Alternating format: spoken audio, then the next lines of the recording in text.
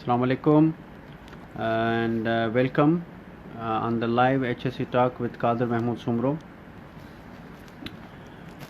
Before we start, I would like to thank all the persons who saw our last live session that was on principles of prevention.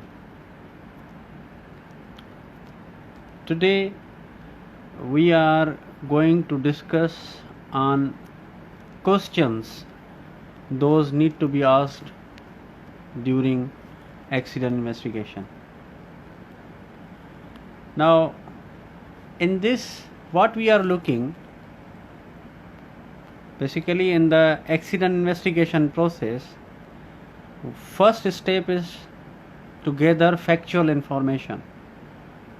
Now how you will get the factual information? For that we have one information or one hint which we have to keep in our mind, that is interrogative words. In a light tone we call it 5 wives with one husband. It means 5 wives with one husband. It means 5 W's and 1 H. Now when we say the 5 W's, it means we are saying who, first W, second one what, third one when, fourth one why, fifth one where, and H is how. So 5 W's and 1 H. Now why we need to go for these questions? Because once we go for the questions, we get the information, and once we get the information, we collect facts, because our main target is to collect the factual information. Now we all know that what are the reasons we are doing the accident investigation. The reason for accident investigation is to find out the root causes and to avoid the reoccurrence. There may be many more reasons, but one of the important one is to avoid the reoccurrence, to find out the root causes. So let's start with first word, that is who. Now in the who, the first question will be who was injured? Who saw the incident? Who was working with the worker? Who was his co-worker? When he was given instructions, training, and when he was assigned, who assigned him the job? Means here who means person is involved. Who has given him the task? Who can prevent the reoccurrence? Now these are some straightforward questions and very easy to understand. Here I am giving you one scenario that around 10 a.m. early in the morning, one excavator hit the painter between the water station area and the painting area. Now this is just information. Now again we go and ask the question, who was injured?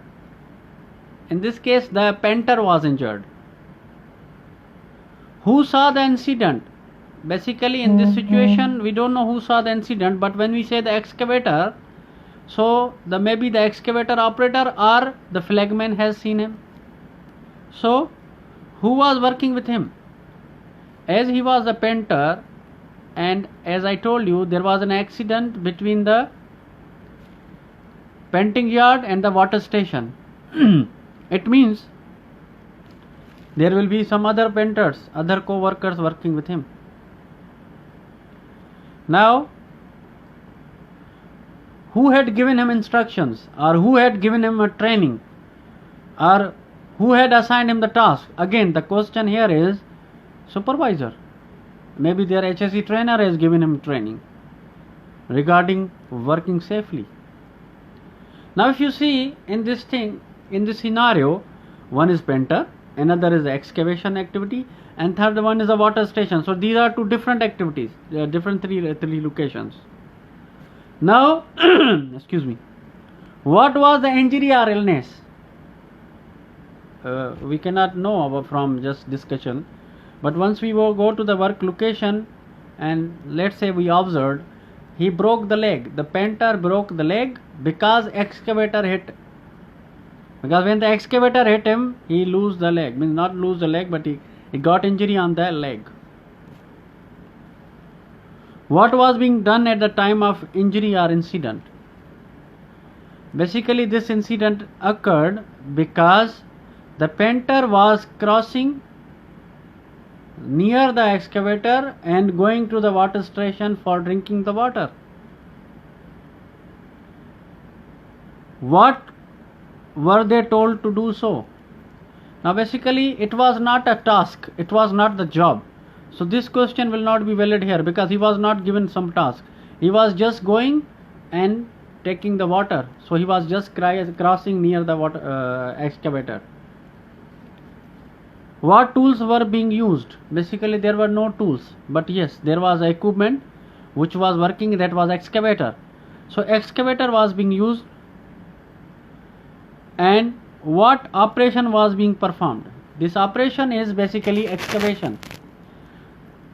Now the person IP, the injured person, is a painter, and the equipment or machinery used was excavator.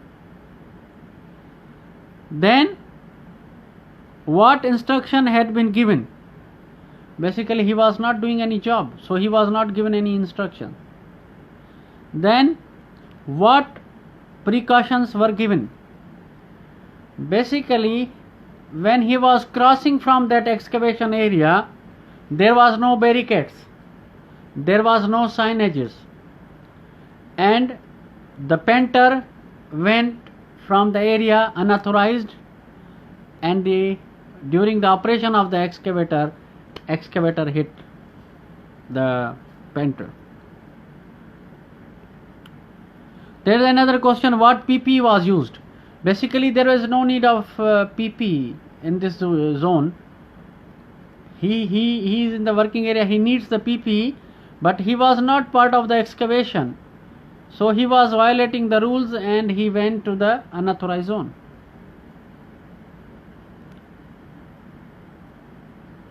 What did witnesses see? Now this question we cannot answer now, but once we ask them, once we collect the facts, once we interview the witnesses, they will tell you what they see. Maybe their answer will be, we saw one painter crossing the road, crossing the area from paint yard, and he was going to the water station. During that movement, excavator hit him. And the next question will be, what will be done to avoid reoccurrence? Now this is again a solution. What safety rules, what management system will be used, we will discuss it later on. Again, what safety rules, what safety procedures were broken? We call it isolation, engineering control. The excavation area must be isolated. They should have provided the barricades, but they did not provide it. There was no signage, so there was no warning signs. So the excavator operator was working in the area and the painter was going from that area. Again, what safety procedure were needed? In this question, again we will come for the barricade, isolation of the area, because this was the main fact which was missing. What additional training should be included? Now for this, again, once we will collect the information, once a detailed incident investigation will be carried out, then we will be able to know that what are the areas of improvement with regards to it is, means instructions, information, training and supervision. Where is the area of improvement? So far we have covered who, what, and now we are going when.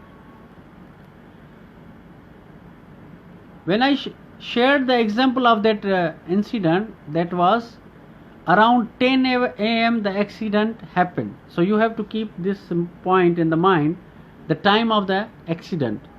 Now there are few questions which will help us to know how to gather the information. When did the injury or incident occur? Let's say 10 a.m. When did the employee begin the task? Now basically here the person who was injured was not directly involved in the job, but we have to consider at what time he was involved in the painting work. So let's say he was involved or given a task at 6:30 in the morning, because their shift starts at 6:30 a.m. When was the employee assigned to the task? Again 6:30. When were the hazards and risks pointed out to the employee? Now means when we told them this is the area we are doing painting work, so here they were focusing only on the painting, but maybe they skip unauthorized entry, maybe they skip conflicting activities, because near the painting yard there was excavation going on for the fire water line.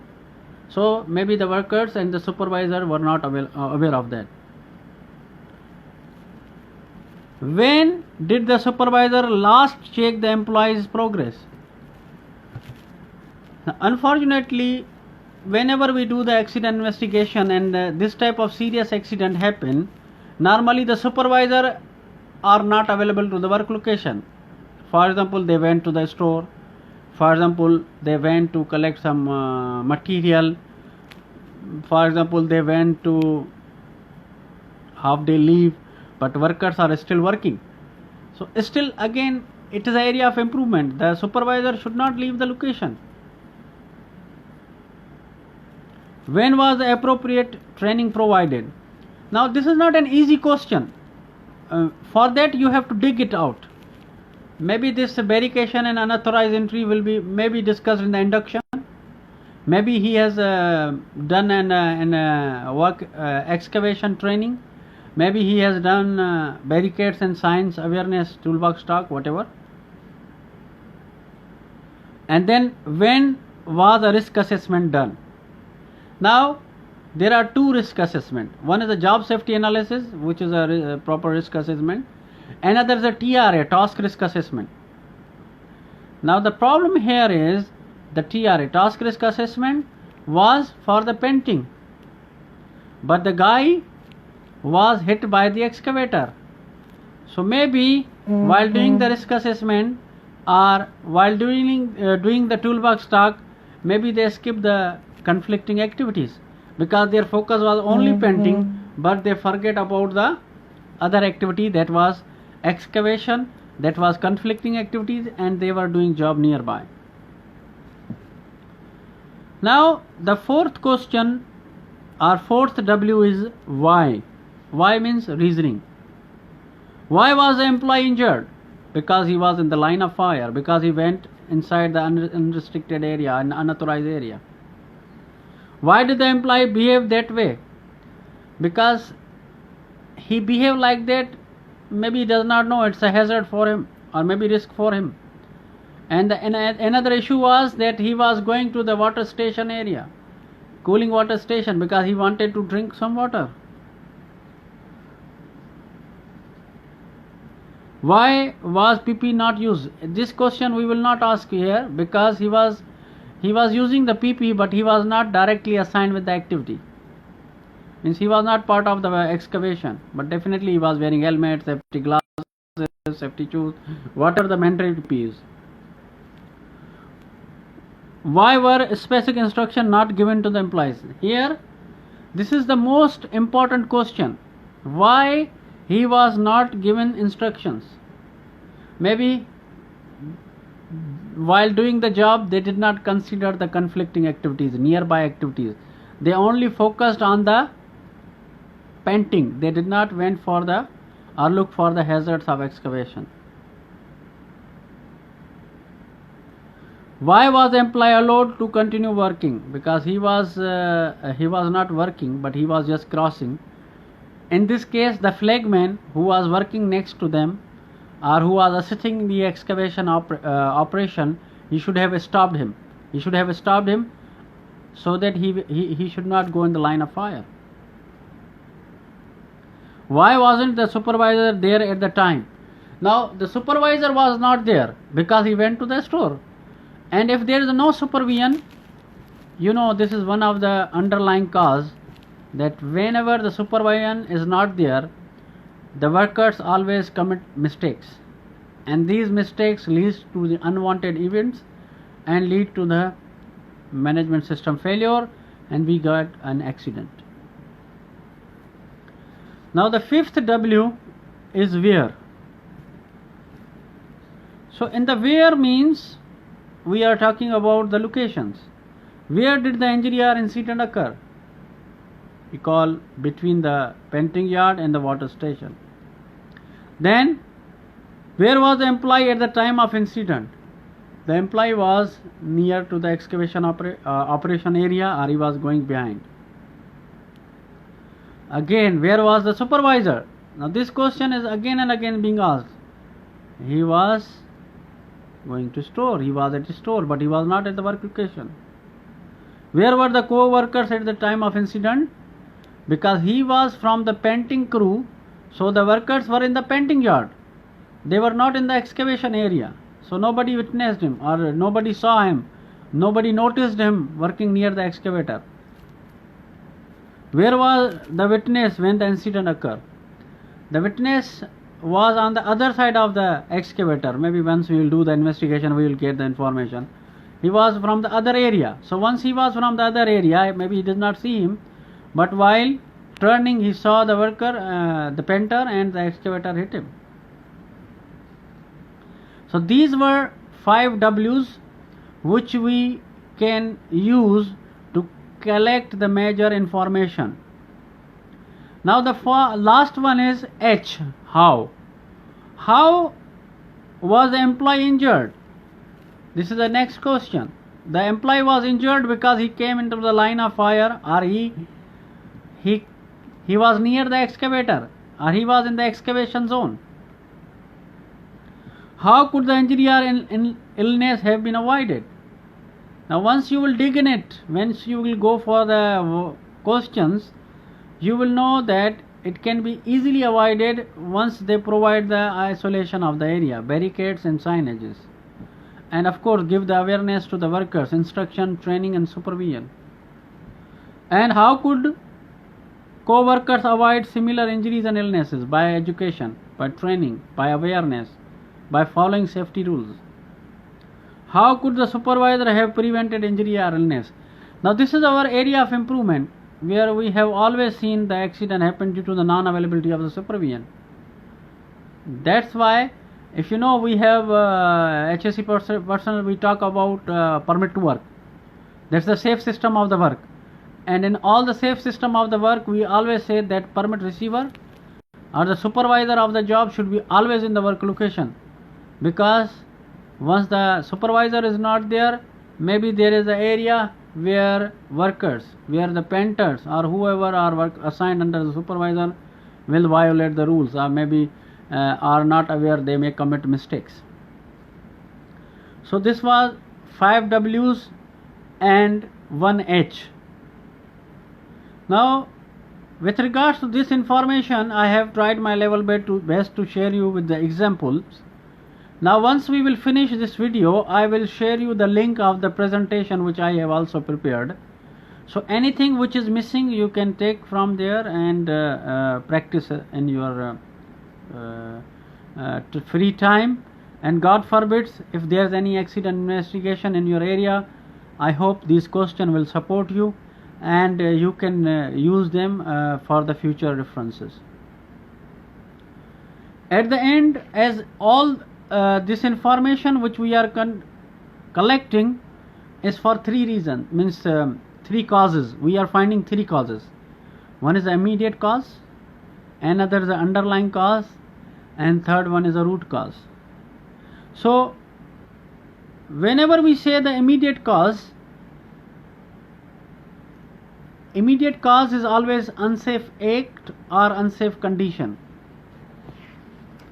So if we say the unsafe act, what was the unsafe act? The unsafe act here was that he went to the unauthorized area. What was the unsafe condition? The excavation operation where he went, and that critical zone was not isolated. So that was an unsafe condition, and the person was passing was the unsafe act. Now, what is the underlying cause? If you say the underlying cause, basically the underlying cause is a factor those allow unsafe act and unsafe condition to happen. Now, underlying cause are the factors those allow unsafe acts and unsafe conditions to happen. For example, it can be a human failure, or it can be less or inadequate control. So there can be both of these or one of them. But the root causes are the factors that may cause conditions that result in undesired event, which is known as an accident. And the root cause is management system failure. So whenever you go and do the accident investigation, the root cause is always management system failure. Again, I would like to thank all of you, whoever has seen our presentation, and hope this have supported you, and keep on watching our presentations and live sessions, and for future presentations, live sessions, videos and HSC trainings, please visit our Facebook page, OSHTC, Occupational Safety and Health Training and Consultancy, HSC Qualifications and Trainings. And you can also watch our YouTube channel.